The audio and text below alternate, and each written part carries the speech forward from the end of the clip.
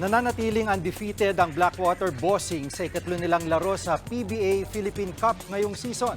Pinataob ng Bossing ang Converge Fiber Xers sa score na 90-78. Lamang ang Blackwater mula simula hanggang dulo ng laro.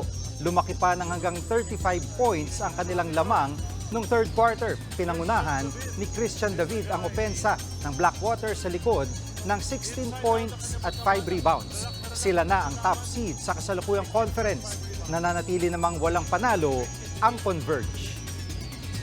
Pinangalan ang Player of the Week ng PBA Philippine Cup si Terra Firma Jeep standout Stephen Holt. Pinangunahan ni Holt ang Jeep sa dalawa nilang unang panalo ngayong conference. Nag-average sa 22 points, 8.5 rebounds at 4 assists sa unang dalawang laro para sa kupunan.